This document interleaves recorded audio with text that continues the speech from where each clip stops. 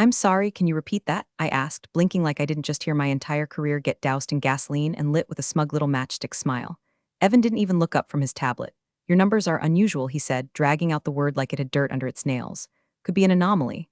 Maybe a backend patch someone else pushed. Either way, bonus eligibility requires sustainable metrics. Collective synergy, not solo outliers. There it was, the sentence that made my ears ring and my throat close up like a bad allergic reaction. 63% reduction in latency. Error rates down to single digits. 4 years of obsessive weekends, missed birthdays, and enough caffeine to stop a horse's heart, and this Red Bull-stained MBA just erased me with a phrase he read in an airport business magazine. Across the table, a few of the other execs looked down at their hands, their coffees. Anywhere but at me? One cleared his throat and said something about team alignment. I didn't hear it. I was too busy watching my dignity pack its bags and sneak out the emergency exit. I stood up slowly, took off my badge, clean, deliberate, and set it down on the table like a poker chip. No raised voice, no snarky comeback, just a quiet end to a very loud betrayal. And hey, before we get too deep in this corporate horror show, if you're one of the 95% listening without hitting that little subscribe button or tapping like, come on, do it for the team. We may not get bonuses either, but it really helps us keep the lights on and the pettiness flowing. Anyway, the room was still silent when I walked out, not because I'd made a scene, but because I hadn't, and that scared them more. Let me rewind a bit. The system, my system, was a Frankenstein of legacy code duct taped together by 3 decades of interns, consultants, and people who'd long since moved on to better paychecks or padded resumes. When I got there, it was already on life support. No docs, no version control, just chaos and a bunch of Excel sheets with names like do not delete this one final V2. So I rebuilt it. Quietly. Methodically. The kind of obsessive that made HR politely suggest boundary-setting workshops. While the rest of the department was busy playing agile charades and ordering lunch on the company card, I was buried in dependency maps and system calls at 2 a.m., debugging things no one else even knew existed. And I wasn't looking for glory. I just didn't want to live in daily fear of another 2-hour outage because some subroutine got cranky and took the whole billing module with it. But Evan didn't see any of that. Evan saw bullet points, headshots, his own reflection on Zoom calls. He was hired 3 months ago, fresh from some buzzword factory where disruption meant gutting every process that actually worked and replacing it with branded nonsense. First thing he did? Can the old team leads, renamed the dev squads to impact clusters, and started every meeting with a slide that said let's go hunting like he was auditioning for a leadership cult. When I showed him the report, complete with before and after load times, CPU metrics, user impact breakdown, he squinted like he was reading hieroglyphs. Feels a little isolated, he muttered. Did you run this through alignment protocol? What protocol? I asked. He smiled. Exactly, I knew then. Bonus wasn't coming. The recognition never arrived. The moment he read my name next to those stats, his brain filed me under threat. A system that worked too well in a woman who didn't ask permission to fix it.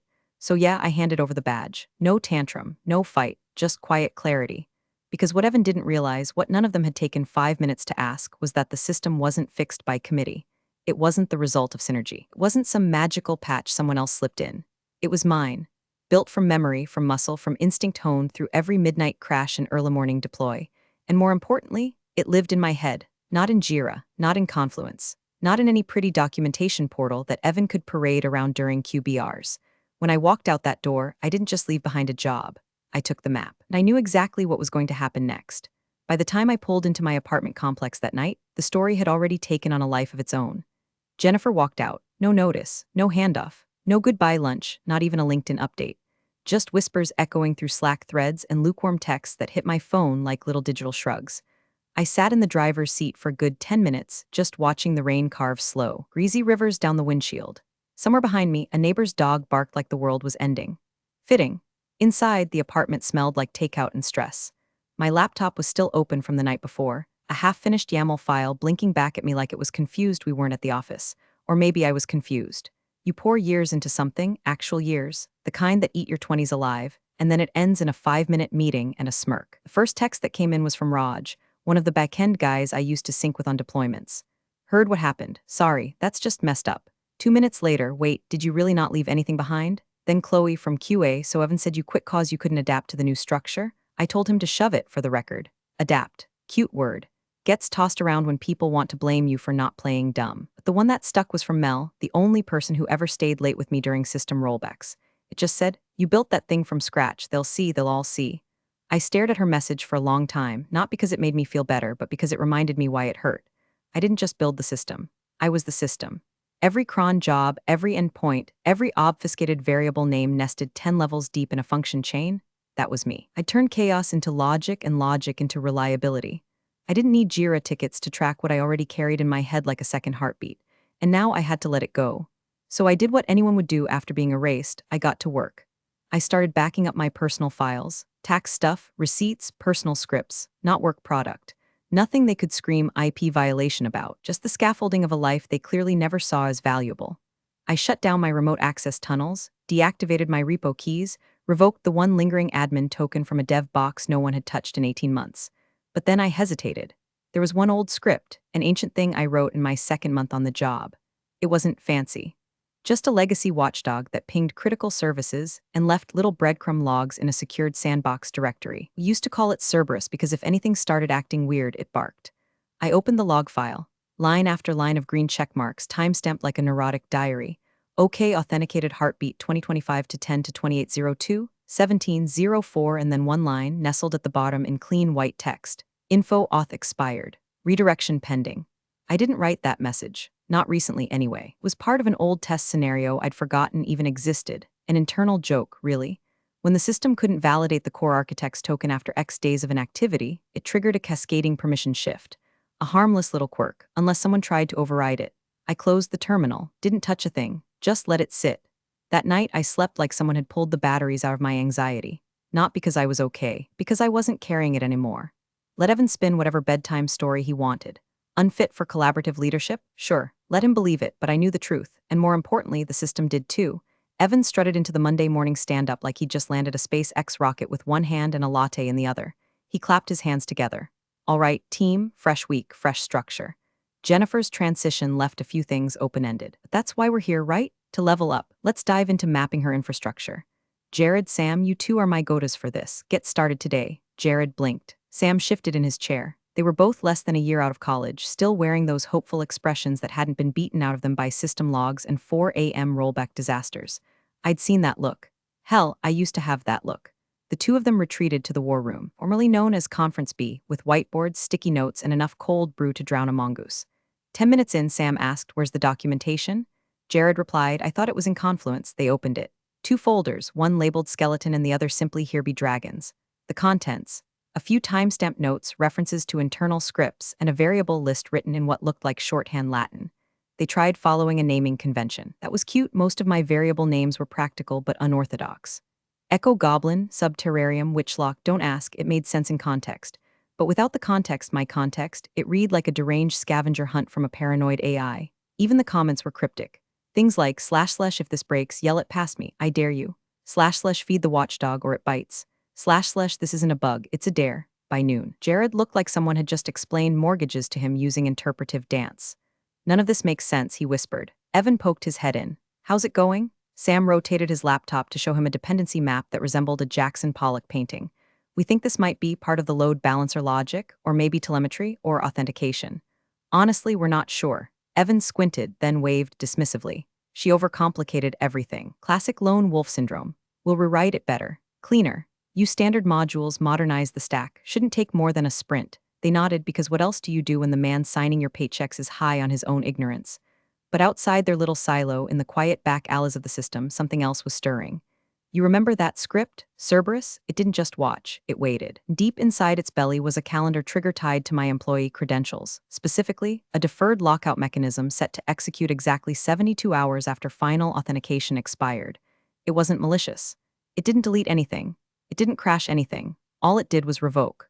Quietly, surgically, like a ghost turning the deadbolt from the inside. At 3:41 p.m. on Wednesday, the trigger executed. Several admin tokens were flagged dormant. Permissions on the schemer registry updated silently. A webhook pinged the monitoring channel, but no one noticed because it didn't fail. It just shifted. If you looked at the logs, really looked, you'd see a line, notice primary auth node realigned, authority object unset. But no one was looking. They were too busy drawing diagrams that looked like tech startup fever dreams, trying to reverse engineer logic that had never been written down because it lived in the calluses on my fingertips. And as the day wound to a close, Evan stood in the kitchen holding court with HR about Phase 2 onboarding, bragging about how he was going to trim the fat and streamline the dev org for speed. He didn't notice the two junior devs sitting silently in the war room. eyes glazed. Whiteboard now covered in question marks and doodles of flame engulfed servers. He didn't see Sam quietly Google what is an auth node, and he sure as hell didn't notice the logs whispering, line by line, that the system had just changed ownership. Not to someone new, but to no one. It started with a blip. That's how these things always start, like a single hiccup in a silent room, just loud enough to make someone glance up, and go right back to pretending everything's fine. Wednesday, 11:04 a.m., a routine sync between the billing subsystem and the internal audit ledger failed. No error message, just a lag, then another, then a dead stop. The pipeline that reconciled incoming invoices with vendor payouts simply didn't. The finance team logged a ticket, payment ledger discrepancies, manual validation required, harmless on its own. These things happened. Legacy quirks, right? By 11:37, someone from accounting was already calling IT, voice tight and annoyed. We're showing vendor overpays from last cycle. Something's off. Can we get eyes on the billing log? Sam and Jared scrambled. They located the billing module, or what they thought was the billing module, tangled in a web of nested triggers, abstracted logic, and a circular function chain that traced back to a shell script named Basilisk Pulse SH. Neither of them wanted to admit they had no idea what it did. After poking at it for 40 minutes and nearly triggering a failover loop, they called the ops manager. He patched it manually by bypassing the validation node entirely, a move that stopped the bleeding but killed the audit trail. Evan, naturally, blamed the code. He sent a breezy email to the C-suite before noon. Minor hiccup this morning, traced to an outdated module in the legacy codebase. We've got eyes on it, working on a full modernization sweep. Appreciate your patience as we push for scale. Not one mention of me, not that I expected it. At that exact moment, I was sitting cross-legged on the floor of my apartment, eating leftover Chinese straight from the box and staring at a job application portal on my laptop. The position was in Oregon. System architect. Full remote, six-figure salary, stock options, the works. The kind of role you only dream about when you've just been publicly erased by a guy who uses the word synergy like a threat. I had the whole thing filled out. Resume uploaded, cover letter sharp as hell. All I had to do was hit send. My finger hovered over the trackpad, and then I stopped. I don't know why. Maybe it was inertia. Maybe it was bitterness disguised as hesitation. Or maybe I wasn't ready to walk away just yet, out of habit. Muscle memory more than anything, I opened a secure shell to the admin console. Not the company-issued dashboard they gave us after some compliance seminar. No, my console. The one I built after the third time our ops monitoring flatlined and no one noticed for 6 hours. Encrypted, unlinked. Invisible to everyone but me. It opened like an old friend. The UI was brutalist, charcoal background, lime green text, no styling. Just raw numbers. CPU load, memory usage, service pings, and at the bottom, the heartbeat line. It used to pulse steady, like a metronome. 4 beats per second, sharp and clean. Now, it pulsed slower, hesitant. 3 pause, 1. Something was wrong, not catastrophic yet, but wrong. I leaned back, eyes narrowing. They'd triggered the lockout, that much was clear. The core processes were still running, but on limited credentials. Think of it like a spaceship on backup oxygen. It'll fly, sure, but not forever. The script that had patched billing, it cut off the automated ledger reconciliation, which meant manual oversight, which meant human error, which meant someone would notice soon. I stared at the blinking cursor in the Job Application tab. I didn't hit send, not because I wanted to stay, but because I wanted to watch. There's a particular kind of freedom in bitterness, kind that makes you sip your tea a little slower while Rome burns down the block. I wasn't sabotaging anything. I just walked away, closed the door, turned off the lights, and they'd started swinging a hammer through the walls without checking where the wires ran. I closed the console, didn't log anything, didn't fix anything.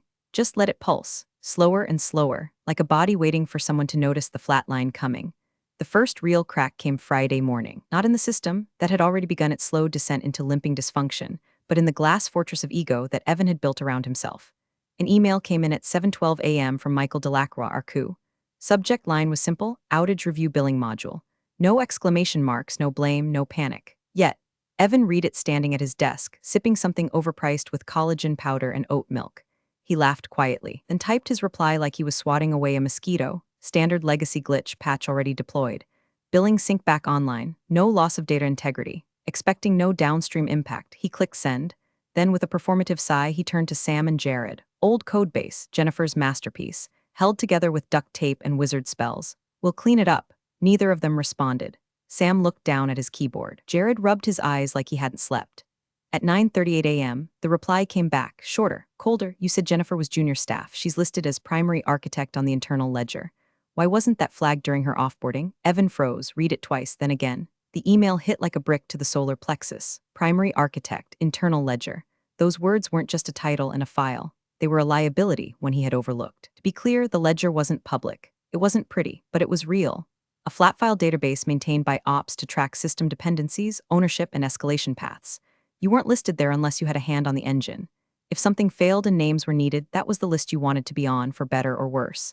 And there it was, buried in the fourth row of the main system architecture node. Primary architect, J. Barrett, escalation contact, terminated. Documentation link, N/A, that wasn't just an oversight. That was a gaping hole with a neon arrow pointing to Evan's desk. He started sweating. Opened the HR offboarding checklist. No mention of reviewing ledger dependencies. Opened the documentation index. Nothing but those two cursed folders, skeleton and here be dragons. He opened the company's Slack archive, searched Jennifer, and started reading his own words from the past week. She lacked alignment, didn't integrate well into the new model, unwilling to adjust to collaborative leadership. He looked like he was going to throw up. At 10:14, Delacroix called. Evan didn't pick up. Sent it to voicemail, then immediately regretted it.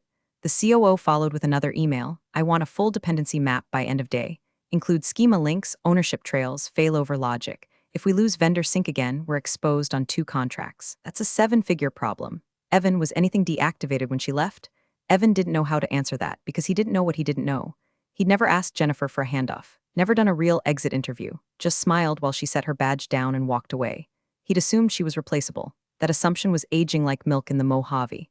Meanwhile, Jared was furiously typing, pulling logs, trying to map out the database schema. Don't even know what half these tables do, he whispered.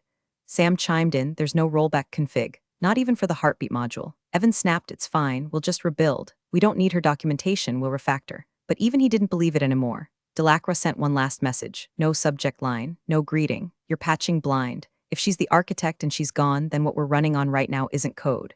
It's borrowed time. And for the first time since his smug onboarding speech, Evan didn't have a quip. He just stood there, quiet, pale, suddenly very aware that all those blinking dashboards he loved to parade around at meetings didn't mean a damn thing without someone who understood what they were built on. And that person was gone. No forwarding address, no backup admin, no map, just silence and a heartbeat slowing behind the curtain. The first alert came in at 2:13 a.m. Not a loud crash, not a system-wide scream, just a soft ping on the ops dashboard that said, Alert, Core API auth dropped below minimum heartbeat threshold. Then another alert, payment recon process failed handshake at 02:13:46. And finally, alert, heartbeat registry, no response from primary node. A silent triple tap to the temple. The night shift lead, Marcus, rubbed his eyes, muttered something about false positives, and checked the console, but it wasn't a false alarm. The processes were still up, but they weren't talking. 2 core services, alive but unresponsive, like blinking mannequins behind glass. Marcus did what ops does, restarted the services, cleared temp memory, reinitiated the chain from a known good config. Nothing, no errors, no logs, just silence. He called Evan. It rang 4 times before a bleary voice answered, yeah? We've got 2 core processes down. They're alive but not authenticating. Heartbeats flatlined on the primary node. Evan groaned. Did you try rebooting? We did, twice. Same result, payment recon's dead. Auth tree isn't populating, looks like a permission hang. Evan was silent for a beat. Then he said, all right, I'll remote in. By 2:23, Evan was logged into the system from his kitchen, sweatpants and bedhead, staring at the same black void Marcus had been fighting for the past 10 minutes. He tried flushing the credential cache. No effect. He attempted a global override using the fallback admin token. Access denied token not recognized. He opened the failsafe scripts. Nothing but stubs. They weren't even wired to the right nodes anymore. Some of the core logic had been abstracted months ago. He remembered Jennifer mentioning it in passing during a sprint review he didn't really listen to. Sam and Jared were looped in. Sam, blurry-eyed from whatever dream he'd just been yanked out of, mumbled, the heartbeat registry's looking for a user ID that doesn't exist anymore. What do you mean it doesn't exist? Evan snapped. It was tied to Jennifer's internal ID. When her account was deactivated, the registry lost its validation anchor. It's trying to call a ghost. Jared jumped in, scrolling through legacy scripts. Okay, what if we restore from backup? Just overwrite the heartbeat layer with yesterday's image? Evan nodded, do it. They navigated to the most recent backup node and initiated a restore. A progress bar loaded, then stopped. Then spat out a message in a dull gray box, required auth node missing. Schema link unavailable, credential path null. Evan swore under his breath. Jared blinked. Wait, the backup doesn't include the schema. Sam scrolled faster. It's blank after the authentication layer. No data. Just shell architecture. What do you mean blank? Evan barked. I mean someone designed it to look like it's backing up the system, but it's only saving the top layer. Everything below that requires a live key to decrypt. They all stared at the screen. Jennifer's name wasn't there, but her absence was. Every missing node, every null return, every blank schema, all of it whispered her name like a curse. She never shared the schema, Marcus said softly. Realization sinking in like ice water. And now, without it, they weren't just down, they were blind. The logs couldn't trace the dependency tree because the dependency tree wasn't mapped. It lived inside Jennifer's mind. No diagrams, no documentation, just a live system that trusted her key and no one else's. They tried cycling through old service tokens. None were valid. Sam said what none of them wanted to hear. The system doesn't recognize us. Not really. We're just squatting in it. Panic bloomed behind Evan's eyes. They'd been patching holes in the drywall without realizing the foundation was already crumbling underneath. He rubbed his forehead, voice cracking. Okay, we brute force the schema. Reverse engineer it, even if it takes all weekend. No chance, Jared muttered. This code, it's layered in encrypted containers. You crack one, the next layer requires a new key. It's recursive. Sam added, it's not just code. It's a signature. The system only trusted her. Evan leaned back in his chair, the hum of the server fans filling the silence. Somewhere something beeped. Another alert. Heartbeat paused, database disconnected. User access revoked. And all Evan could do was sit there, watching the pieces fall, realizing too late that the person he dismissed as a low-level engineer had been the architect of their entire universe. And she took the blueprints with her. By 4 a.m., the office looked like a crime scene that hadn't been taped off yet. Empty Red Bull cans littered the ops table like shell casings. Someone had unironically ordered pizza at 3:30, and it now sat half-eaten under the glow of a flickering monitor, grease soaking through a copy of the weekly deployment calendar. Jared was pacing, Sam had gone silent, and Evan, sweat-drenched and jittery, on his second call with a third-party dev shop he'd found through an old VC buddy. Yeah, we just need a team to patch in through the heartbeat gate. We lost the schema path, but the containers are stable. It's probably just an auth cascade, we need a clean bypass. How fast can you move? The voice on the other end was confident. Too confident. Give us 30 minutes. We'll drop in through an override protocol, run a shadow auth node, and repoint the dependencies. Done it a dozen times, Evan latched onto that like a drowning man to a broken oar. Do it. Bill whatever you need, just get it up.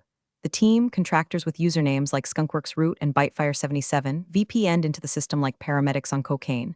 They didn't ask questions. They didn't even blink at the encryption layers, just went straight for the override hooks. Marcus muttered, "Is this even safe?" Evan barked back. Safe went out the window when Jennifer walked out. We're bleeding. We need this up before payroll triggers in 2 hours. The contractor sliced in, forcing synthetic credentials through the blocked schema nodes like battery acid through a rusted pipe. For a moment, it seemed to work. The heartbeat registry blipped back to life. A few green pings returned. Cheers, clapping. Evan exhaled like he'd just pulled the sword from the stone. See? Crisis averted. We just had to move fast. Agile thinking? That's why we need flexible orgs, he said to no one in particular, already mentally drafting the postmortem email he'd send to Delacroix before sunrise. Then came the beep, short, sharp, followed by a terminal window popping open across 3 workstations. One line, no timestamp, no signature, no log ID, just final event architect user decommissioned. Core access null. A silence fell across the room. Sam stopped mid-sentence. Jared stared at the screen like it had just confessed to a murder. Marcus whispered, "What the hell does that mean?" No one answered. Then the lights flickered, not the physical ones, system lights, dashboards, admin consoles, real-time monitoring. One by one they stopped refreshing. Evan clicked his mouse. Nothing. Sam reached for the console, locked. Jared tried pulling up the service map. The screen froze halfway through loading, then black. One by one the systems dropped. Internal chat. Dead. Billing offline. Customer portals 404. Dev environments terminated. VPN disconnected. At exactly 5:04 a.m., the last heartbeat signal went flat. The core went cold. The system flatlined. Across the network, a silent auto-destruct. Not an explosion, a blackout. No corruption, no breach, just absence. The kind of absence you only get when the thing holding everything together lets go. Sam said it again. Slower this time. What does it mean? Jared finally answered. It means she was the architect. He turned, eyes wide, and we just pulled her ID. No one moved. Even Evan didn't speak. The last thing the logs captured before access evaporated was a secondary message, barely a whisper in the noise, no failover path found. Core functions require trusted signature. The room was quiet, not calm, just stunned. Hollow, somewhere in the distance. A fan kept spinning inside a server rack that no longer had a purpose. The pizza box collapsed in on itself. And Evan, still gripping his now pointless laptop, just stared at the lifeless console, lips parted like he might say something to save himself. But what do you say when you've just erased the one person who wasn't replaceable? When you didn't just break the machine, you deleted the soul that ran it? No one had the answer. All they had left was silence, and a system that no longer remembered their names. At 6:12 a.m., the elevator dinged. No warning, no text, no on my way Slack message from someone halfway across the country. Just the sound of steel doors sliding open and the COO of the entire company, Michael Delacroix, stepping into a battlefield of glowing monitors, half-asleep developers, and the unmistakable smell of stale coffee and panic. He was still in his tailored slacks, but the shirt under his wool coat was wrinkled and untucked. His tie looked like it had been loosened in the car. His face, usually tanned and unreadable like a guy permanently negotiating a yacht deal, was ghost pale. He didn't speak right away, just stood there, scanning the room. Sam stood up slowly. Jared looked down at his shoes.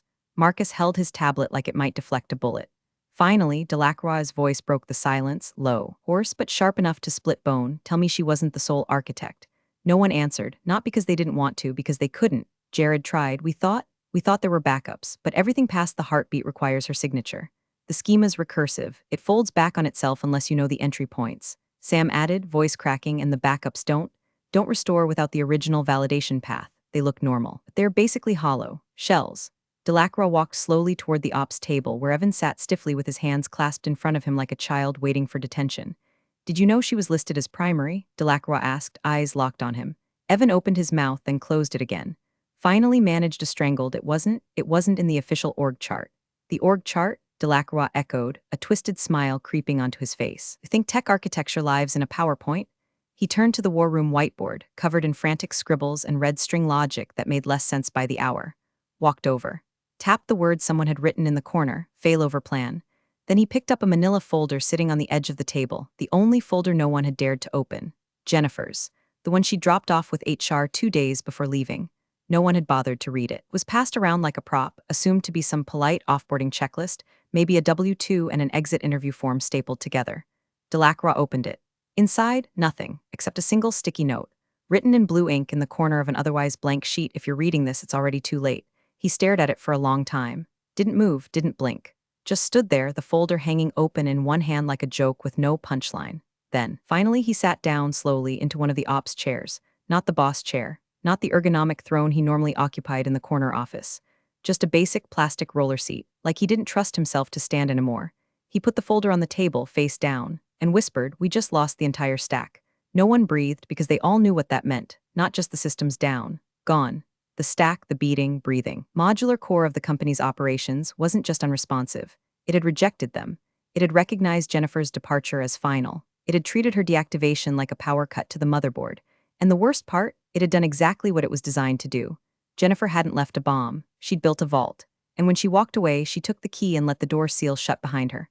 Not malicious, not vengeful, methodical. Delacroix ran a hand through his thinning hair and looked at Evan one last time. "You let her leave," he said, flat and cold. Without an interview, without a review, without a trace. Evan tried to speak. Failed. Delacroix didn't wait for an answer. He just leaned back in the chair, closed his eyes for a moment, and exhaled like someone coming to grips with the fact that the house they'd been living in for years had actually been balancing on one matchstick. And the match was gone. By 7:45 a.m., legal had taken over the ops floor like a crime scene unit stumbling onto a body with a name tag. 2 attorneys, one with a Bluetooth headset permanently embedded in his ear, the other clutching a notepad like a rosary, were firing off questions at Evan while IT attempted, for the 4th time, to mount a remote volume that no longer existed. Do we have her personal number? Did she sign any NDA post-separation? Where's her last known contact point? The HR director, visibly sweating through her linen blouse, muttered, We sent her a thank you email. She never replied. Legal flipped open a printed exit packet and scrawled something aggressively under the words employee exit interview declined. At 8:10 a.m., someone finally tried the most obvious thing. They picked up the phone and dialed. Jennifer's number, her old extension, rang twice. Then, "The number you have dialed is no longer in service." They tried her cell. Same thing, not even voicemail, just absence. That's when Sam, bleary-eyed and running on nothing but vending machine coffee and raw dread, opened his laptop and checked LinkedIn. Her profile was there, updated. A new banner image, mountains, clean air, the kind of view you don't get from a WeWork conference room. Underneath her name, the headline now read, Jennifer Barrett, Remote System Architect Independent, and the location? Boulder, Colorado. She'd moved, started over, rebranded. No mention of the company, no passive-aggressive commentary. Just a soft re-entry into the world on her own terms, like she hadn't just dropped a billion-dollar enterprise into a digital black hole. Meanwhile, across the country, in a small coffee shop off Pearl Street, Jennifer sat at a window bar with a cup of black coffee and a chocolate croissant she'd finally taken the time to enjoy. Her laptop was open, but not for work. A soft guitar instrumental played in the background. Her screen showed a clean, empty desktop. No alerts, no bug reports, no Slack notifications, just peace. She took a sip, eyes half closed, watching the orange-pink sunlight melt across the Rockies like something sacred. Her phone buzzed once. An email, subject, Systems Architect Opportunity Equity and Signing Bonus. She didn't open it, she didn't need to. Another buzz, a voicemail transcription preview. From Michael Delacroix, COO. Jennifer, if there's anything we can do to fix this, please. We didn't know. She stared at the screen. Her thumb hovered over the screen for a second, then she turned the phone off. No words, no revenge post, no justification, just silence. The same silence that had spoken volumes in that meeting room when she handed over her badge and walked away. The same silence that now echoed through every dead server, every locked-out console, every null return. The same silence that answered Delacroix better than she ever could. Because some things don't need a reply. Some lessons only come after the crash. The screen fades to black, and Jennifer? She just keeps sipping her coffee. You're the real MVPs of the office jungle. Thanks for watching. Smash that subscribe button, or the coffee pot might just forget your next brew.